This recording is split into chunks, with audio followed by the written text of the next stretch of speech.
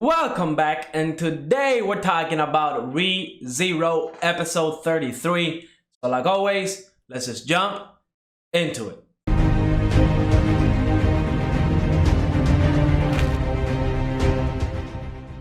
Episode 33 has to be my favorite episode yet of season 2. I mean, this episode was jam-packed with information. We got some crazy fights, some crazy actions, some crazy deaths. I mean, it was a completely crazy episode, and I absolutely loved every single minute of it. But let's break some of the stuff that happened. The episode starts off, of course, with Subaru, Ram, and Otto talking about their plan to leave the sanctuary. And of course, Subaru is going to confront Roswell, because again, remember last episode, I was under the impression that Beatrice was either part of the witch's cult because she had that gospel. Everything got answered in this episode. I'm glad they didn't drag it on for 3, 4, 5 episodes. Heck, even like another season. Some animes love to do that. But I'm glad in the next episode, in this episode, they were able to answer it fairly quickly. It turns out that it's not a gospel, and it also turns out that Beatrice is not in fact in league with the witch's cult. This book is called The Tome of Wisdom, and it tells you the future. There's only 2 of this type of books in existence. She has 1, so that's why she's definitely following it to the T. But yeah, I'm glad that Beatrice is not a part of the witch's cult. And we see that even after Subaru is telling Roswell, you know, like, if Beatrice is one of the witch's cult people, like, that makes them enemies, and he was hurting. Remember, this whole time since episode 1, Subaru has been building a relationship with Beatrice. Well, not episode 1, but as soon as they met each other, they were definitely building that relationship. So yeah, that would definitely hurt, knowing that somebody could betray you like that. I mean, it's crazy. But Roswell tells Subaru that if he tells Beatrice that he is that person, I don't know exactly what that means, due to her contract that she has with Roswell, she will be obligated to help Subaru. So I'm wondering what all of this stuff is about. I'm glad that Subaru even asked Roswell if he was an enemy and if he could be trusted. Now, he did say he was an ally, but I'm still kind of sketchy about Roswell, okay? That dude, to me, the way he speaks, the little clown stuff, I mean, just everything about him screams suspicious. I don't know. I've definitely been kind of doubting him since like the first season. So we'll see where this lands, but I'm glad that he's going to be able to talk to Beatrice, and thanks to the information that Roswell gave Subaru,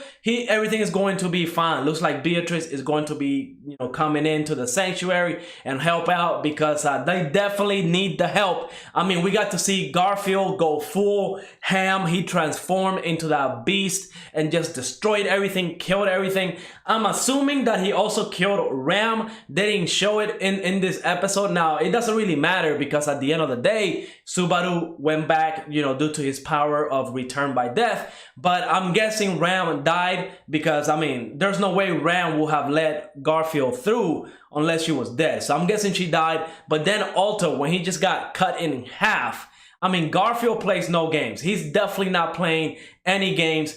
He's definitely in there to protect the sanctuary, or at the very least, there could be another hidden agenda we don't know. He's saying he's going to protect the sanctuary and not let anybody leave, but I mean, that dude is taking it way too far. Hopefully we find out exactly why he's doing all of this. Hopefully it's a good reason, because I do like Garfield as a character, but what he did in this episode, at least to me, is definitely unforgivable. I mean, he killed Otto without even like struggling. I mean, he didn't even bat an eye when he killed Otto, okay? And then of course we got, I think maybe the most brutal death that Subaru has gotten till this point, because he got eaten alive by rabbits.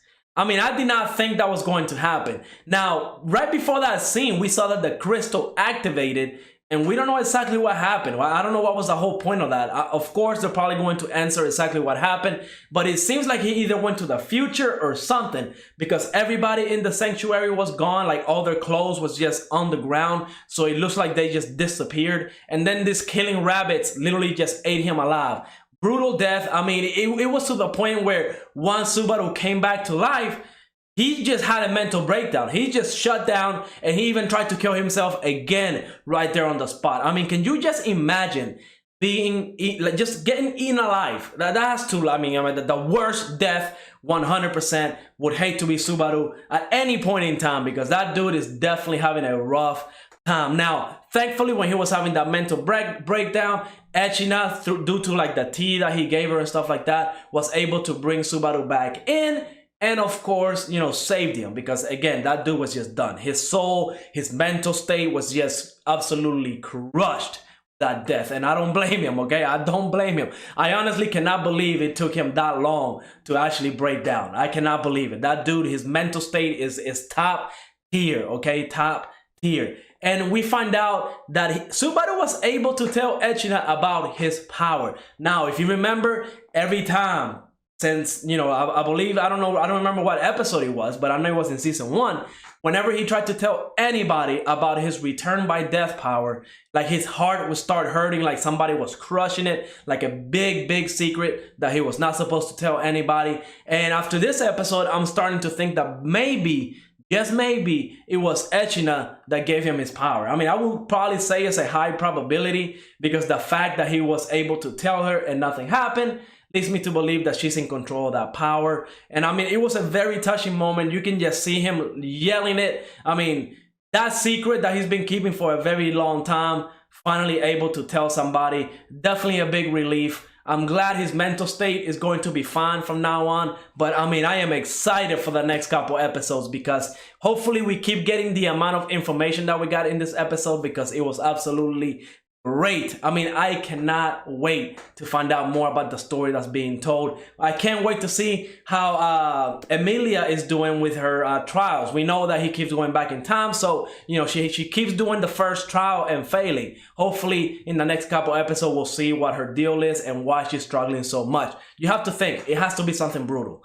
It has to be something brutal, and that's the reason why she's failing so much. But yeah, really excited for the next episode. But like always, let me know what you thought of this episode. Go ahead, leave a like, subscribe, and I will see you on the next episode.